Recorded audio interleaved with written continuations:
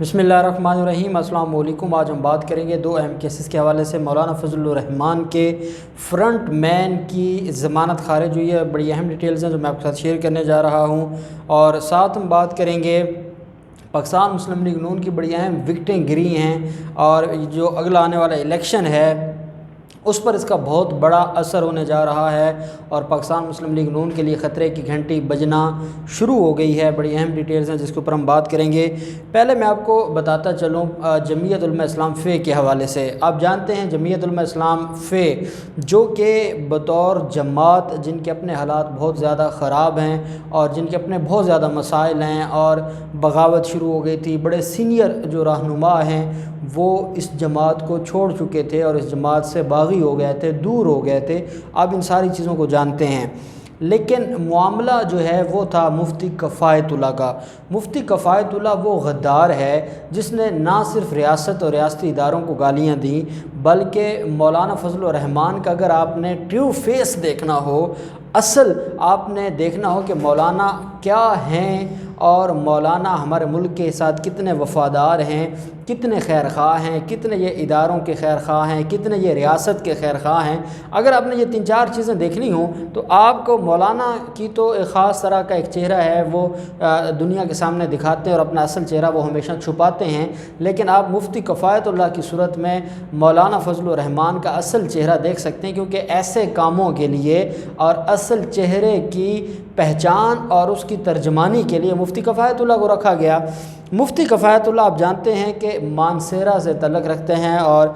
जमीयत उलमा इस्लाम फ़े के सीनियर रहनुमा हैं। इनके ख़िलाफ़ मुकदमात दर्ज हुए थे और रियासत से बगावत और गद्दारी के मुकदमात थे। फ़ौज को गालम गलूज की थी मुफ्ती कफ़ायतुल्लाह ने, फिर ये भाग गए थे, फिर लाड़काना में पनाह रखी। 3 माह भागने के बाद 3 माह जो है वो अपने आप को बचाने की कोशिश करते करते अल्टीमेटली फिर मौलाना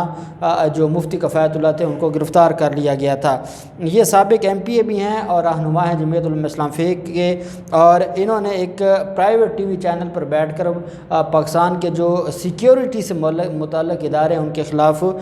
गालम गलूज की थी और उनको जो है वो बेजा तनकीद का निशाना बनाया था और उनके हवाले से गलत अल्फाज इस्तेमाल किए थे, जिसके बाद जो है वो मुल्क की अवाम में एक नफ़रत पैदा हो गई थी। और मुल्क की अवाम, जैसे अब हामिद मीर के हालात हैं, अवाम खड़ी हो गई थी और अवाम ने उनके सामने कलमा हक बुलंद किया और फिर इदारों ने एक्शन लिया और उनको फिर बाद में मुकदमा दर्ज हुआ और उनको गिरफ़्तार किया गया था। थाना बिफा में उनका मुकदमा दर्ज करके मुलज़िम को गिरफ़्तार किया गया। फिर दौरान तफ्तीश जो CTD है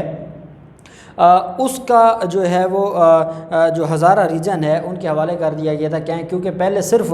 जो है वो बगावत का मुकदमा था, लेकिन बाद में दहशतगर्दी की दफ़ात भी इसमें ऐड की गई थी। और जब दहशतगर्दी की दफ़ात ऐड की गई थी तो मुलज़िम को जो है वो CTD के हवाले कर दिया था। फिर CTD ने ATC अदालत से जाकर मुलज़िम के ख़िलाफ़ जो है वो मुलज़िम के ख़िलाफ़ जिस्मानी रिमांड लिया था 5 दिन का, और फिर उसके बाद जब रिमांड ख़त्म हुआ था तो मुलज़िम को जो है वो जेल भिजवा दिया गया था। जब मुलज़िम को जेल भिजवाया जाता है तो उसके बाद फिर वो ज़मानत की दरख्वास्त फ़ाइल कर देते हैं। अब इनके ख़िलाफ़ दहशतगर्दी की दफ़ात के तहत जो मुकदमा दर्ज हुआ था उसमें हरीपुर जेल में हिरासत में रखा गया था मुफ्ती कफ़ायतुल्लाह को, और उनके जो है वो उनको दहशतगर्दी की अदालत में पेश किया जाता रहा। 5 रोज़ा जिस्मानी रिमांड भी हुआ था और उसके बाद फिर अदालत ने मुलज़िम को जेल भेज दिया था। दरख्वास्त ज़मानत के ऊपर आज जो फ़ैसला सुनाया गया उसकी डिटेल्स मेरे सामने हैं, वो मैं आपको जो है वो आपसे शेयर करूंगा। दहशतगर्दी की ख़ुसूसी अदालत में कल गुज़श्ता रोज़ जो है वो advocate Bilal Khan, advocate यासर advocate और समीउल्लाह एडवोकेट मौजूद अदालत में पेश हुए, जिसके बाद अदालत ने मुफ्ती कफ़ायतुल्लाह की दरख्वास्त ज़मानत खारिज कर दी थी। इंसदाद दहशतगर्दी की अदालत ने मुफ्ती कफ़ायतुल्लाह की जो दरख्वास्त थी उसको खारिज कर दी थी, और जबकि केस का जो ट्रायल है वो हाई कोर्ट मुंतकिल हो गया था मुलज़िम के ख़िलाफ़, क्योंकि दहशतगर्दी का ट्रायल था तो उसके लिए जो है वो जो ट्रायल है वो मुंतकिल कर दिया गया था दहशतगर्दी की अदालत में। और अब जो है वो high court, Peshawar high court को जो है ना वो जो ट्रायल है वो मुंतकिल कर दिया गया था और मुलज़िम की ज़मानत मुस्तरद हो गई थी। उसके ऊपर पाकिस्तान मुस्लिम लीग नून की तरफ से भी रिएक्शन सामने आया है और जमीयत उलमा इस्लाम फ़े के तर्जमान असलम गौरी ने भी ये बात की है कि बड़ी ज़्यादती हो रही है। सिर्फ मौलाना की दोस्ती, वफ़ादारी اور جو مولانا کی ترجمانی جو ہے وہ اور سیاسی انتقام کا نشانہ بنایا جا رہا ہے۔ اس کے علاوہ مفتی کفایت اللہ تو دودھ کے دھلے ہوئے ہیں، انہوں نے تو کوئی غلط کام کیا ہی نہیں ہے اور کوئی بات انہوں نے اداروں کے خلاف نہیں کی۔ جو جوید لطیف کہتا ہے، جو حامد میر کہتا ہے، وہی مفتی کفایت اللہ کے لوگوں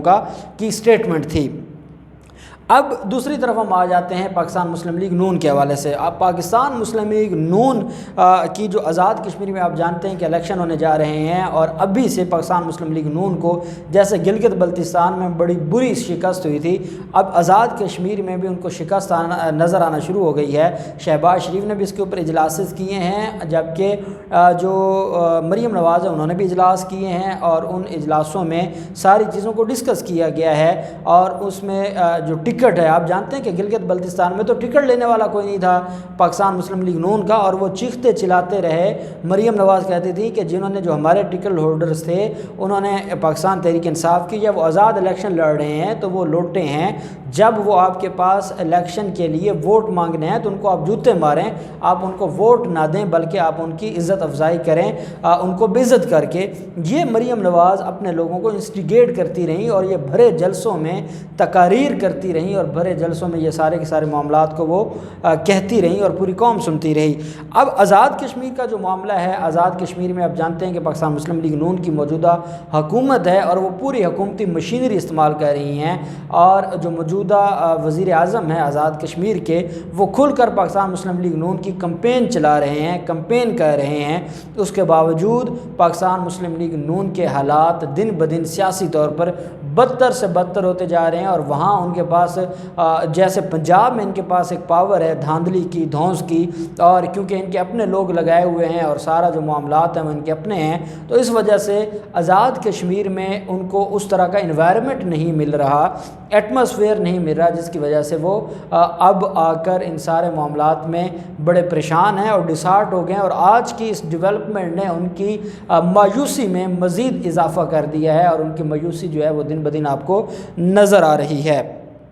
آزاد کشمیر سے تعلق رکھنے والے پاکستان مسلم لیگ نون کے سینئر رہنما ہیں سردار امتیاز روز، انہوں نے آج جمعے کے روز وزیر اعلیٰ پنجاب کے معاون خصوصی کے ساتھ مشترکہ پریس کانفرنس کی، اور پریس کانفرنس کر کے پاکستان تحریک انصاف کی سینئر قیادت موجود تھی، اور سینئر قیادت کی موجودگی میں جو ہے انہوں نے اناؤنس کیا کہ وہ نہ صرف وہ اور بلکہ ان کے ساتھ جو باقی لوگ تھے وہ بھی اس میں جو ہے وہ پاکستان تحریک انصاف میں شمولیت کا اعلان کرتے ہیں، اور پاکستان مسلم لیگ نون سے اپنی راہیں جدا کرتے ہیں، اور اب ان کا پاکستان تحریک انصاف کے ساتھ ہی اٹھنا بیٹھنا ہوگا، اور وہ پاکستان مسلم لیگ نون کا مزید حصہ نہیں ہوں گے۔ اس میں ایک اور اہم چیز ہے، وہ یہ ہے کہ جو معاون خصوصی ہیں وزیر اعلیٰ پنجاب کے سردار تنویر الیاس، انہوں نے کہا ہے کہ مسلم لیگ نون نے 5 سالہ دور حکومت میں آزاد کشمیر میں سوائے مایوسی کے تاریخی غلطیوں کے اس کے علاوہ کچھ نہیں کیا۔ انہوں نے یہ بھی کہا کہ آزاد کشمیر کی حکومت کا صاف اور شفاف انتخابات وہ نہیں چاہتی، کیونکہ وہ اپنے دور کو توسیع دینا چاہتے ہیں، اور وہ ہر طرح کے اچھے ہتھ کنڈے اپنائیں گے، لیکن ہم ان سارے معاملات کو دیکھیں گے۔ انہوں نے کہا کہ راجہ امتیاز طاہر نے آج پاکستان تحریک انصاف میں ساتھیوں سمیت شمولیت اختیار کی ہے، وہ آزاد کشمیر کی سیاست میں اپنا منفرد پہچان رکھتے ہیں۔ پی ٹی آئی کے اقدامات اور عوامی سیاست کی وجہ سے بلاول بھٹو، راجہ فاروق حیدر مایوس ہیں، اور یہ مایوسی ان کے چہروں پر عیاں ہے، اور وہ دن بدن اس مایوسی کی وجہ سے اور اس پریشانی کی وجہ سے وہ کڑھ رہے ہیں، اور ان سے ہو کچھ نہیں رہا۔ اور جیسے گلگت بلتستان ان کے ہاتھ سے نکلا، اسی طریقے سے جو باقی جو ہیں جو مختلف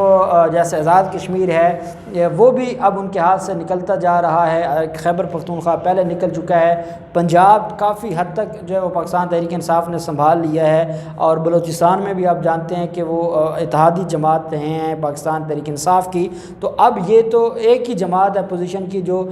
سندھ میں بیٹھی ہے، اور جو نون لیگ ہے وہ تو کسی صوبے میں نہیں بیٹھی، اور وہ اپوزیشن میں بیٹھی ہے، وہ چاہے پنجاب ہو یا کوئی اور جگہ ہو، وہ وہاں پر اپوزیشن میں بیٹھے ہیں۔ اب یہ ہے کہ 29 مئی کو آزاد کشمیر سے تعلق رکھنے والے شخصیات نے وزیر اعظم سے ملاقات کی تھی، اور انہوں نے یہ کہا تھا کہ ہم وزیر اعظم عمران خان کے ساتھ ہیں، اور ان میں جو ہے وہ سیاسی شخصیات میں علی شان، علی رضا، صغیر چغتائی، انوار الحق اور شہزاد چودھری شامل تھے، اور انہوں نے یہ کہا تھا کہ ہم عمران خان کے ساتھ ہیں، ہم سارے معاملات میں عمران خان کا بھرپور ساتھ دیں گے، اور ہم عمران خان کے لیے قربانیاں دیں گے، کیونکہ ہمیں یہ امید ہے کہ عمران خان جو کشمیر کاز کے لیے کام کر رہے ہیں، اور پھر انہوں نے آج اس بات کو بھی دہرایا ہے کہ جس طریقے سے عمران خان اس سارے معاملے کو دیکھ رہے تھے، اور عمران خان نے جس طریقے سے کشمیر کاز کو پوری دنیا میں پروموٹ کیا، اور کیسے مولانا فضل الرحمان، پاکستان مسلم لیگ نون اور حامد میر اینڈ کمپنی نے اس کشمیر کاز کو نقصان پہنچانے کی کوشش کی تھی، انہوں نے کہا کہ ہم جانتے ہیں سارا کچھ، ہم کو بچے نہیں ہیں، ہم نے سیاست میں، ہماری زندگیاں سیاست میں گزری ہیں، ہم سارے معاملات کو جانتے ہیں، اس وجہ سے ہم اب مزید ان کرپٹ سیاسی جماعتوں کے ساتھ نہیں ہیں، ہمارا ان کے ساتھ کوئی تعلق نہیں ہے، ہمارا صرف اور صرف تعلق ہے تو وہ صرف اب پاکستان تحریک انصاف کے ساتھ ہے، کیونکہ ہم سمجھتے ہیں کہ پاکستان تحریک انصاف ہی ہمارے جو آزاد جموں کشمیر ہے اس کی ترقی کے لیے اور پھر مقبوضہ کشمیر کی آزادی کے لیے اپنا کردار ادا کرے گی، اور وہاں پر ہونے والے مظالم کے خلاف آواز اٹھائی جائے گی، اور عمران خان کی قیادت میں پاکستان ترقی کرے گا، یہ ان کا کہنا ہے۔ اب یہ سارے معاملات ہیں، مفتی کفایت کی ضمانت کا خارج ہونا وہ انڈائریکٹلی جو ہے وہ بہت بڑا دھچکا ہے مریم نواز کے لیے، کیونکہ وہ مریم نواز کے بھی ترجمان ہیں اور ان کے ایجنڈے اور ان کے بیانیہ کے پروموٹر ہیں۔ اس کے علاوہ جو پاکستان مسلم لیگ نون کو یہ دھچکا لگا ہے کشمیر میں، یہ بھی ان کے لیے بہت بڑا دھچکا ہے۔ تو اب دیکھتے ہیں یہ جو سیاسی سینیریو ہے یہ کہاں جاتا ہے، جو بھی ڈیٹیلز ہوں گے ہم آپ کے ساتھ شیئر کرتے رہیں گے۔ اللہ پاک پاکستان کامیاب ناصر ہو۔ بہت شکریہ، اللہ حافظ، پاکستان زندہ باد۔